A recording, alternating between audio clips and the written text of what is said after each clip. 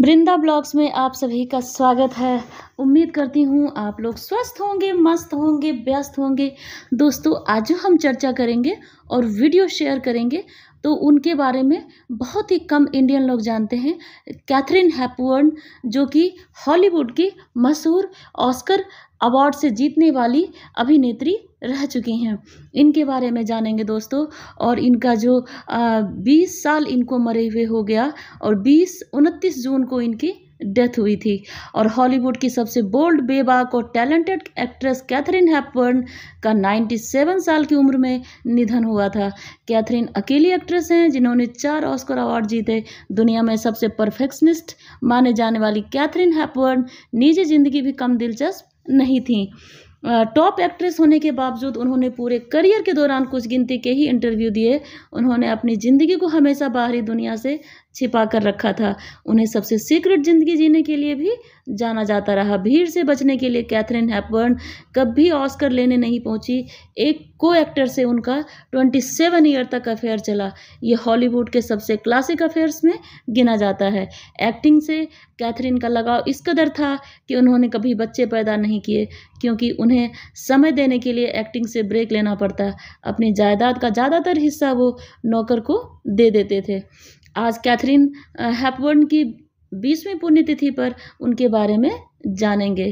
Catherine Hepburn का जन्म 12 मई 1907 को हार्टफोर्ड, यूएस में हुआ था। ये 6 बच्चों में दूसरी सबसे बड़ी बेटी थी। पिता बड़े डॉक्टर थे और माँ मार्था एक फेमिनिस्ट कैंपेनर थी। कम उम्र से ही कैथरीन अपनी मां के साथ कैंपेन का हिस्सा बना करती थी, जिससे उनके विचारों पर गहरा असर पड़ा। पेरेंट्स के प्रोग्रेसिव व्यू के चलते उनके परिवार को काफ़ी आलोचनाओं का सामना भी करना पड़ा। बचपन से कैथरीन हेपबर्न को लड़कों की तरह रहने का शौक था। वो लड़कों के कपड़े पहनती थीं, अपने बालों को बॉय कट रखती थीं। पेरेंट्स भी बच्चों की बेहतरी के लिए उन्हें swimming, running, driving, riding, wrestling, golf, tennis की ट्रेनिंग दिलवाया करते थे। गोल्फ चैंपियन होने के साथ साथ कैथरीन हेपबर्न स्विमिंग में भी माहिर थीं। खाली समय में वो लंबी नदियों के बर्फीले पानी में स्विमिंग करती थीं। इन सभी शौकों में हर शनिवार थिएटर में एक फिल्म देखना उनका शामिल था। वो पिक्चर जरूर देखती थी वीकेंड पे। बड़े भाई को फांसी लगाते देख वो सदमे में आ गई। 21 मार्च 1921 में हेपबर्न 13 साल की उम्र में अपने 16 साल के भाई टॉम के साथ न्यूयॉर्क अपने फैमिली फ्रेंड्स के घर छुट्टियां बिताने गई थीं। 30 मार्च को जब कैथरीन भाई के कमरे में पहुंची तो देखा वो फांसी से लगा हुआ था। सब ने कहा टॉम ने आत्महत्या की, लेकिन परिवार वालों ने छवि बचाने के लिए दावा किया कि खेल खेल में हुए एक्सपेरिमेंट के बिगड़ने से टॉम की मृत्यु हुई। भाई की आंखों में मौत देखने के बाद कैथरीन बुरी तरह डर गई, टूट गई और इतनी सदमे में चली गई कि वह लोगों से डरने लगी, भीड़ से डरने लगी। स्कूल जाना तक छोड़ दिया। ऐसे में उन्हें स्कूल से निकालकर घर पर ही पढ़ाई की व्यवस्था की गई। भाई की मौत के बाद से कैथरीन ने उसकी बर्थ डेट 8 नवंबर को अपनी बर्थ डेट बनाई और सालों बाद अपनी ऑटोबायोग्राफी में उनकी असली बर्थ डेट पता चली। दोस्तों, भीड़ से बचने के लिए थिएटर ग्रुप में भी शामिल।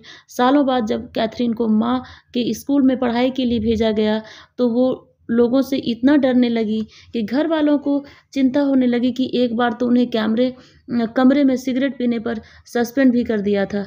स्कूल से बचने के लिए कैथरीन ने प्ले में हिस्सा लेना शुरू किया और फिर उसमें करियर बनाने का फैसला किया। तो कैथरीन ने प्ले में हिस्सा लेना शुरू किया, लेकिन अपने कॉलेजमेट से शादी करने के लिए उन्होंने 2 हफ्ते में ही एक्टिंग छोड़ दी और वो अपनी शादीशुदा ज़िंदगी का फोकस करना चाहती थी। लेकिन उन्होंने कई हॉलीवुड फिल्मों के ऑफर ठुकरा दिए। बाद में उन्हें एहसास हुआ कि एक्टिंग ही उनकी करियर बन सकती है। और कुछ दिन के बाद कैथरीन एक एजेंट लेलैंड हेवर्ड की नज़र पड़ी, जिन्हें उन्हें फिल्म ए बिल ऑफ डाइवोर्समेंट की जगह दिलवाई। उस फिल्म के लिए कैथरीन ने $1500 प्रति सप्ताह की फ़ीस मांगी। एक नई एक्ट्रेस के लिहाज से ये रकम बहुत बड़ी थी, लेकिन उनके टैलेंट के आगे उन्हें कंप्रोमाइज़ करना पड़ा। 1932 में जब वो 25 साल की हीरोइन बनी तो शादीशुदा ज़िंदगी पर इसका बुरा असर पड़ा। 2 सालों बाद उन्होंने 1934 में डिवोर्स ले लिया। ये कैथरीन की ज़िंदगी की इकलौती शादी थी। 1934 तक कैथरीन हॉलीवुड की एक पावरफुल एक्ट्रेस बनी रही। 4 ऑस्कर अवार्ड वर्ल्ड रिकॉर्ड बनाया और इनको 4 ऑस्कर अवार्ड से नवाजा गया। कैथरीन को 60 साल के एक्टिंग करियर में 12 ऑस्कर के नॉमिनेशन मिले, जबकि उन्होंने 4 ऑस्कर जीतकर वर्ल्ड रिकॉर्ड बनाया। सबसे ज़्यादा नॉमिनेशन हासिल करने का रिकॉर्ड भी 2003 तक उनके पास था। 2003 में एक्ट्रेस मेरिल स्ट्रीप ने उनका रिकॉर्ड तोड़ दिया। भीड़ से बचने के लिए कैथरीन कभी खुद अपना ऑस्कर लेने सेरेमनी में नहीं पहुंची।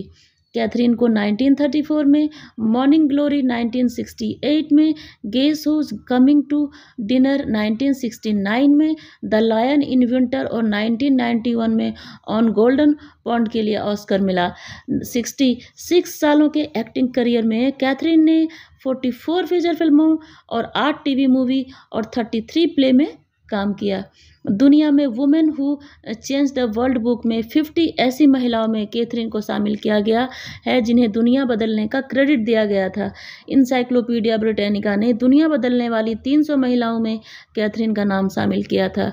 वैरायटी मैगजीन ने 100 आइकन में और VH1 ने ग्रेटेस्ट टॉप कल्चर आइकन में कैथरीन को शामिल किया।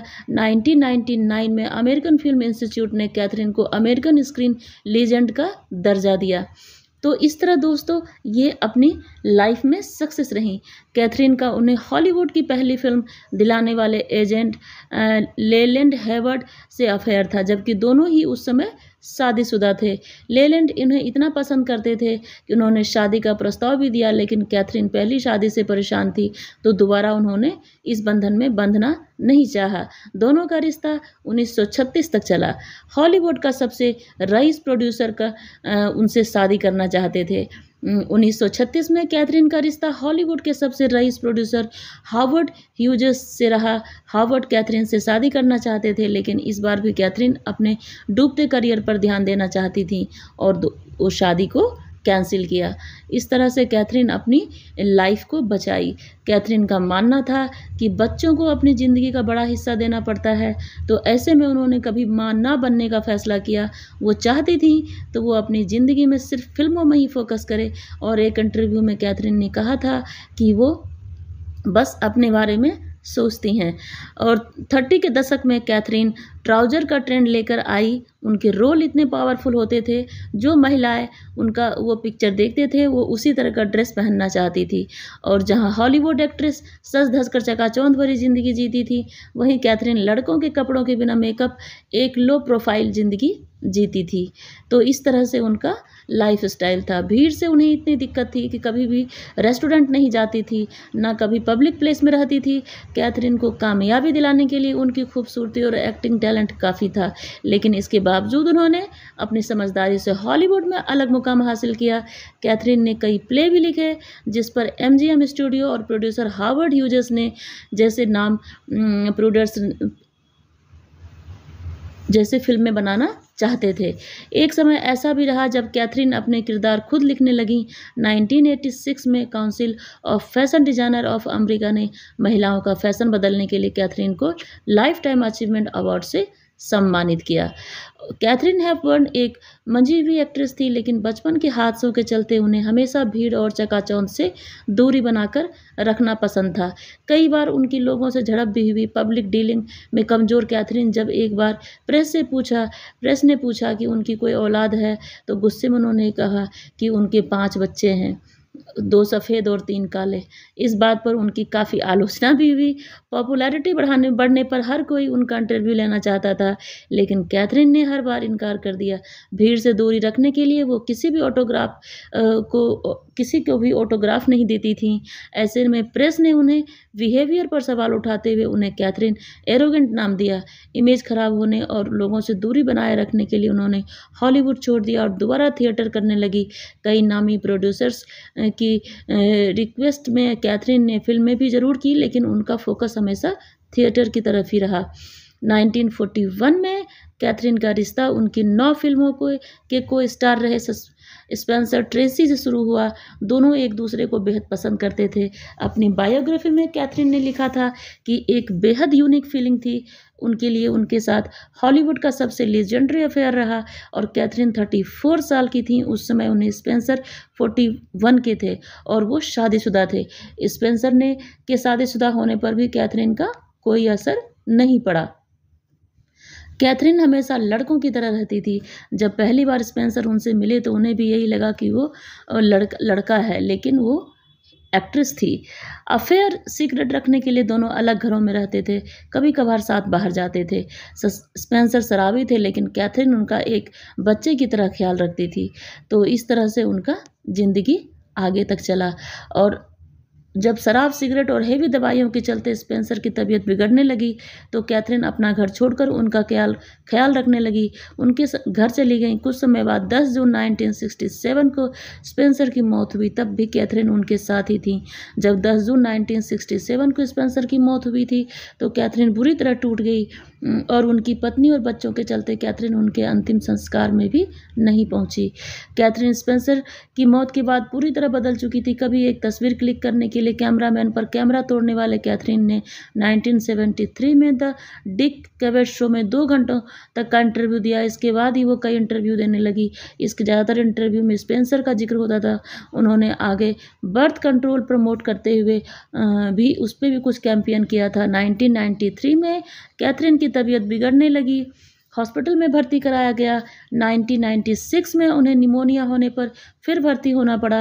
1997 तक बढ़ती उम्र के चलते वो बेहद कमज़ोर पड़ चुकी थी। उन्होंने खाना पीना लगभग बंद कर दिया था। 2001 में उन्हें दोबारा निमोनिया हुआ। उसी समय यूरिनरी ट्रैक्ट इन्फेक्शन होने से उनकी हालत बहुत ही नाजुक हो गई। इस समय भी वो बच गईं, लेकिन 2003 में उन्हें थ्रोट ट्यूमर हुआ तो उन्होंने इलाज करवाने से इनकार कर दिया। डॉक्टर्स ने भी उनके फैसले का समर्थन किया और 29 जून 2003 को उनका हार्ट अटैक से निधन हो गया। और दोस्तों, इस तरह से उनकी लाइफ रही और उनका अंतिम हुआ। मौत के बाद कैथरीन की 16 मिलियन पाउंड यानी कि 166 करोड़ रुपए की संपत्ति उनके नौकर को मिली। चूँकि वो निसंतान थी, उनकी सारी जायदाद उनके नौकर दोस्त में बांट दी गई। उनकी संपत्ति का एक बड़ा हिस्सा दान में दिया गया और गवर्नमेंट की ओर से कुछ संस्था को दिया गया। इस तरह से उनका लाइफ स्टाइल रहा। कैथरीन की मौत के बाद न्यूयॉर्क सिटी स्थित उनके घर के पास स्थित एक गार्डन का नाम उनके नाम पर रखा गया था। East 49 street of Avenue street को कैथरीन के नाम पर कैथरीन हैपबर्न प्लेस नाम दिया गया। कैथरीन के कॉलेज ब्रायन मार कॉलेज ने कैथरीन हैपबर्न सेंटर शुरू किया। इस तरह से उनका लाइफ स्टाइल रहा। दोस्तों, ये सेंटर महिलाओं को प्रोत्साहित करने के लिए सालाना महिलाओं को कैथरीन के नाम पर